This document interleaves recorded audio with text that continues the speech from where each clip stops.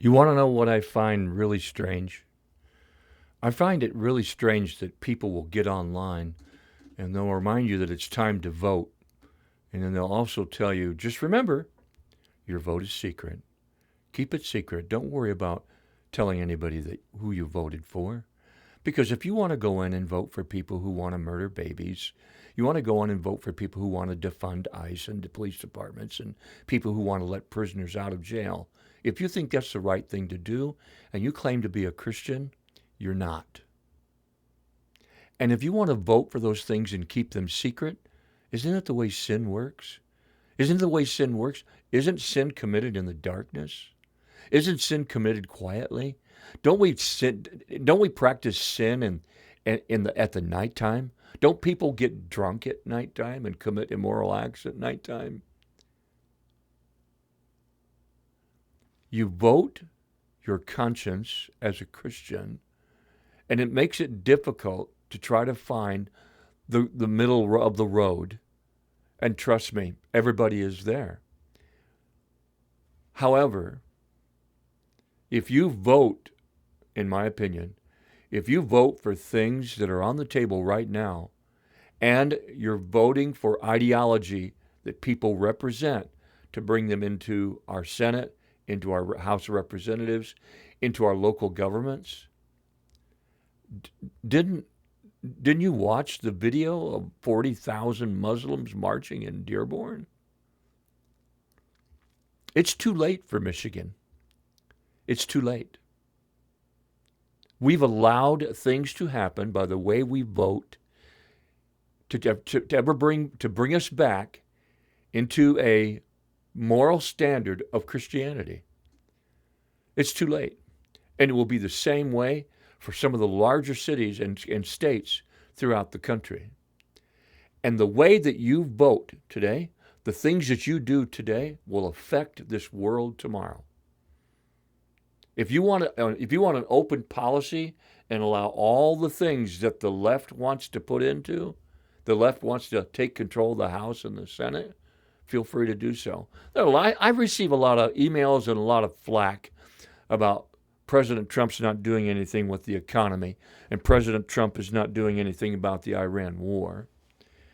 And many of you who send me information about that, I'll ask people the same question.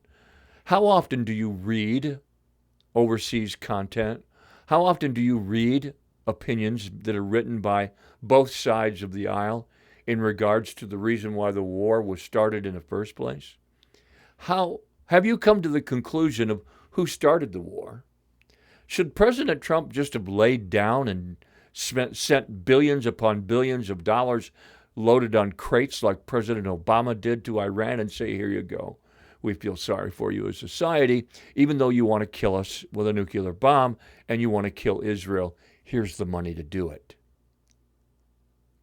There was a sacrifice that needed to be made, and that sacrifice was made. And not only did God allow it, but it was prophesied in Jeremiah chapter 49. What President Trump has done to Iran is fulfilling Jeremiah chapter 49. I suggest that you read it. Is Iran's bow the common thing that was used during conflicts of war amongst men? Their bow, their weaponry, was to be removed. It was to expose the country for who they are. And it was to happen in the latter days, according to the prophecy of Jeremiah. The latter days is always referring to the end times, latter days, or the days that will precede the return of Christ. And then it goes on to say that God will restore Persia for one purpose and one purpose only, to put the hooks in their jaw and to bring them to a war against Israel in Ezekiel chapters 38 and 39 for the war of Gog and Magog. Now, if you don't study Bible prophecy and you don't preach about it in your church, there's no way you would even know about that. And then therefore, there's no way you could actually tell people how to help influence them in a way that would be good, as the Apostle Paul, Peter, all the disciples, Christ himself did by sharing the good news and influencing people to come to Christ. We as Christians influence others in the mode of understanding what is more moral to do. Is it moral to defund ICE? Is it moral to let prisoners who've been in jail for crimes against kids and all different types of related incidents, immoral sexual crimes, is it right that they should just be let out of the prison and put back on the street because the prisons are too full? What is wrong with you? If you call yourself a Christian, and if you're telling people, hey, look, you have the right to vote whatever way you want, and it's private, and you can go behind that booth, and that's why it's got curtains. So you vote whatever way you want, and don't worry about telling anybody because we don't want you to be harassed. What? At least the guy who was having an affair with his father's wife went forward and boasted about it in the church that Paul got the letter from. He wasn't encouraging people to be quiet about their sin. You think about that for a moment. How can you be a Christian and vote for any left-wing policy that's available? How can you? And of course, the same question can be asked, how can you be a Republican if you vote for the policies of the Republicans? Because it's a roundabout vicious circle, is it not? The left-wing media and the left-wing policies and the left-wing Republican, the Democratic Party, brings out all of the negative things they can about President Trump, and they've done it forever.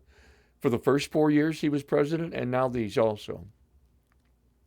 And of course, the attacks come back based on what the Republicans are doing. Are we being told the truth? Absolutely not. But I can sit and take a look at the policies that have been passed, and I could weigh the differences of what those policies are and how the outcomes would have been.